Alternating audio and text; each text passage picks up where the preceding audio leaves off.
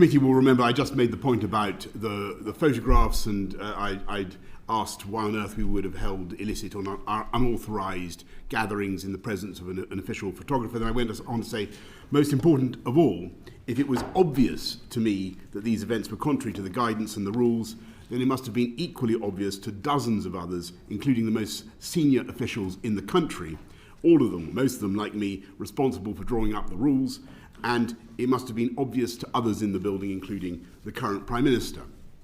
On the contrary, the overwhelming evidence which you have assembled is that these individuals believed that the rules and the guidance were being complied with. And what is so telling is the number of officials who say the same thing and the total silence of the written or electronic record about concerns that anyone wanted to raise with me. It would be one thing if the committee had come here today and said, look, here are the emails or here are the WhatsApps that show that you were warned about rule breaking before you made your statements to the House. You haven't got any such evidence because that never happened. But if you now say instead that it must have been obvious that we were going against the rules and the guidance, then let's be clear about what you are saying. You're not only accusing me of lying, you're accusing all those civil servants, advisors, MPs, of lying about what they believed at the time to be going on. And as far as I know, you're not giving any of them the chance to explain themselves with their own oral evidence. I don't think you seriously mean to accuse those individuals of lying, and I don't think you can seriously mean to accuse me of lying. Now, everyone knows that there are some features of this proceeding that are extremely peculiar.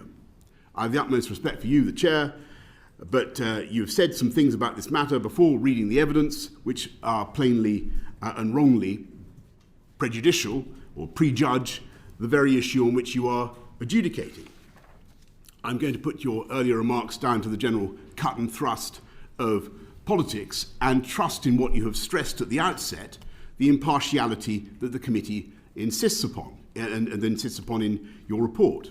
The committee is in fact supposed to be inquiring strictly into what I said about rule breaking rather than non-statutory guidance, so much of this interrogation is theoretically irrelevant, but I'm going to take that in my stride because I agree with what you said at the outset.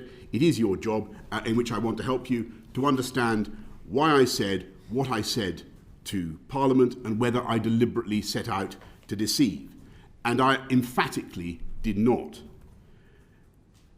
Your first concern is that I may have knowingly or recklessly deceived Parliament on the 1st and 8th December when I said that the rules had not been broken and the guidance had been followed completely in number 10. When I said those words, I was not trying to cover up or conceal anything.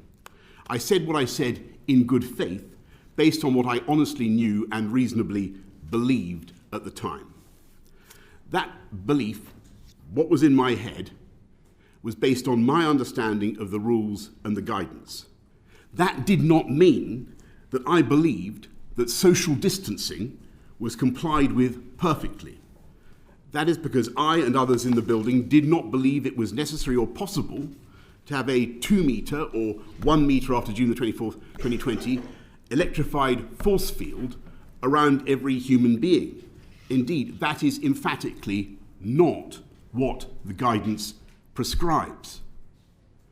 It specifically says that social distancing should be maintained where possible, having regard to the work environment, and it is clear that in number 10 we had real difficulties in both working efficiently and at speed and in maintaining perfect social distancing.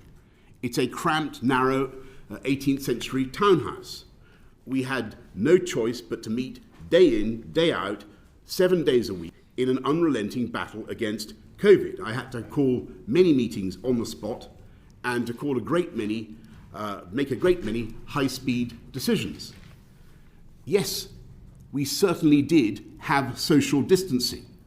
We avoided physical contact. We gave way to each other in the corridors and on the stairs. We gave each other as wide a berth as we could.